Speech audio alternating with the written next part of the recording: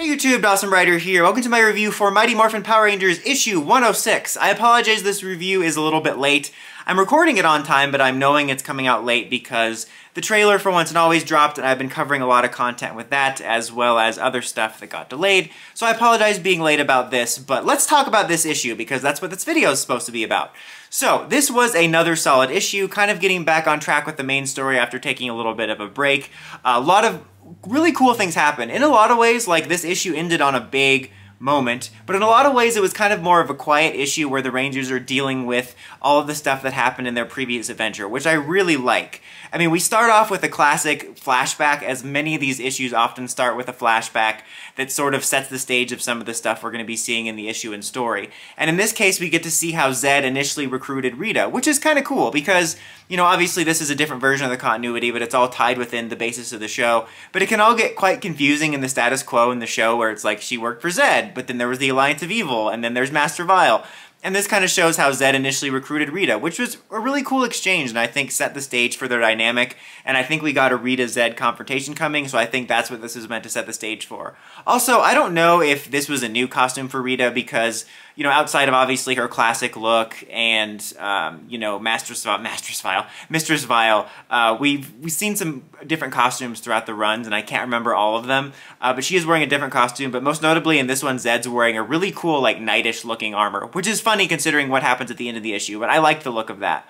But after that, we actually have a series of kind of quiet scenes of just discussion, which I really like. One thing I loved about the comics initially, in fact, the thing that got me into the comics before we started doing cool storylines like Draken and Coinless and Grid and all that, was the character moments. Taking these characters that were not characters in the series and making them fleshed out and developed, the interactions between the characters, the quiet moments. And even though I personally have enjoyed almost every single arc, I think in the last few arcs, some of the quieter character moments have gotten lost in the shuffle, or only a handful of characters have gotten focus.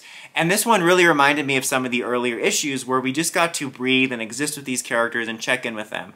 Where we get a nice scene between Kimberly and Trini. They're just kind of talking about their relationships and, like, you know, hinting at Zach and Trini's relationship, Kim commenting on Matt and Aisha's relationship, and, you know, just commenting on them missing each other, which is just kind of a nice moment to sit with the characters. And then we get kind of like three different parallels of Ranger pairings talking. We get a nice scene between Tommy and Jason where Tommy is talking about how guilty he feels over what happened to Matt and going to Jason for advice, which I think is perfect because Jason has more experience as a leader and Jason would often feel the weight of his mistakes, and I thought that was a really nice scene.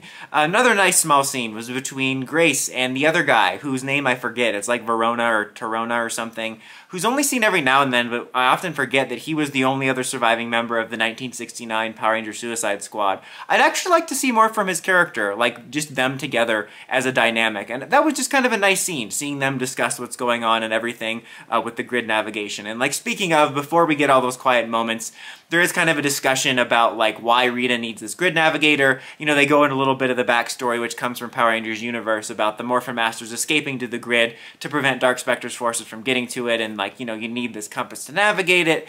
And then there's this kind of blow up about like the Mighty Morphin team wants to help the Omegas out because they're in danger because they're by this portal.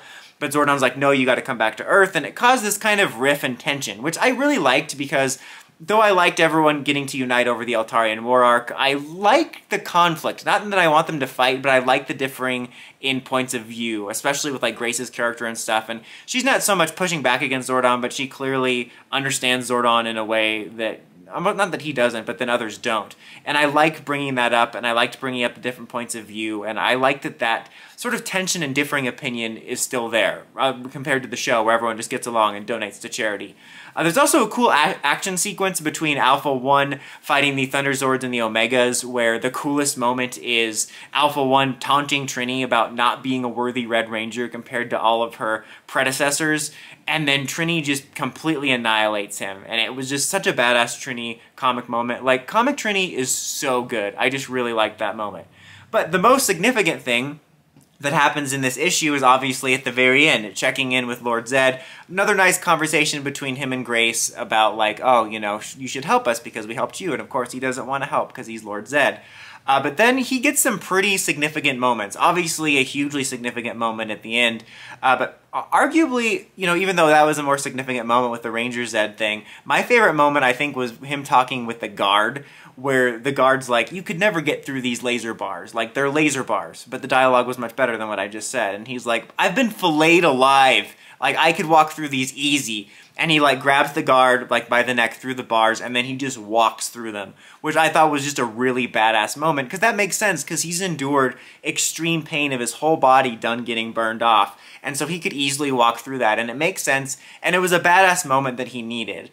But obviously we end the issue with him, you know, they're like, you know, escape alert, and he's like, well, I've been saving this for a specific situation, but the circumstances have changed, and he reveals that he had a morpher. I don't know where he got this morpher from. I was a little bit confused on that because he was in jail. Was he keeping it in his prison pocket? I don't know, but bottom line is apparently he had a morpher and he'd been saving it for a situation, but the circumstances changed and he's like, it's morphin' time, and he transforms into the Zed Ranger, which is the big thing of the issue. My first thought was, holy crap, that's cool. And my second thought was, the Power Rangers purists are immediately going to call this fan fiction. I'm already hypothetically annoyed at the comments.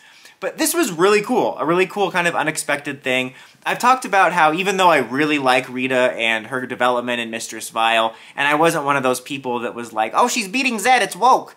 I do think that Zed hasn't gotten so much a chance to shine in the comic overall. I mean, he did get the backstory, which I really like. I do like his backstory, but I feel like Rita has gotten more time to shine as a villain, and Zed really hasn't. And then him getting defeated by Rita in such an overwhelming way didn't help that. Again, not in the sense that I'm mad at Rita beating him. It's just like Zed was knocked down before he ever got a chance to get up, if you know what I mean. And so I think we're actually heading towards Zed getting some more moments, which I think is really cool. Like I said, even the Ranger moment was cool, but my favorite moment was him being like, I've been flayed alive, and then he just walks through the lasers.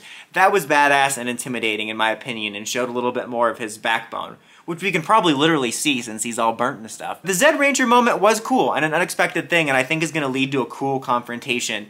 I think it will be interesting, this dynamic, because you always had that dynamic of Zed's more powerful, you know, he replaced Rita because she was incompetent, and then, you know, now you have the swap of that where she comes back way more powerful, and now he's going to get to go up against her.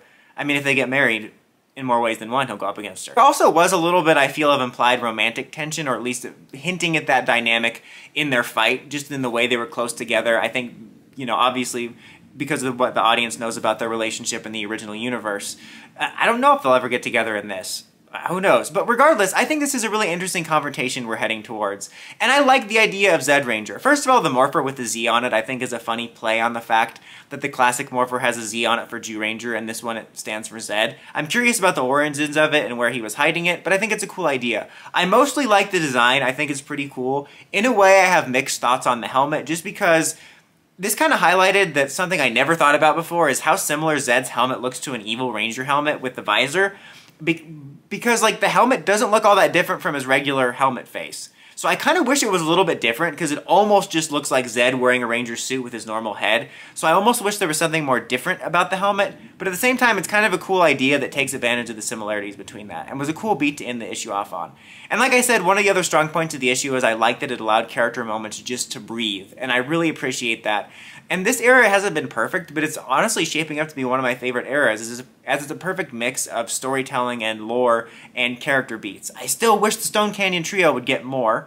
You know, as much as I love the Omega versions of Jason, Trini, and Zach, outside of Rocky getting that highlight when he was with Matt, I really feel like those characters have fallen by the wayside. We are getting the stuff with Ashley's romance, but I feel like the original team has gotten so much focus. I would like to see an era where the Stone Canyon Trio gets moments where I feel they're more fleshed out. But yeah, still though, I enjoyed this issue. Lots to love. 4 out of 5 for me. What did you guys think of Ranger Zed and all of this activity in this issue? I don't know why I said it like that. That sentence kind of... Sometimes I start a sentence and I don't even know where it's going. I just hope I find it along the way. But anyways, guys, until next time, don't forget to like, comment, subscribe, and climb the steps and ring that bell so you get notifications for my videos. Dawson Ryder, signing out.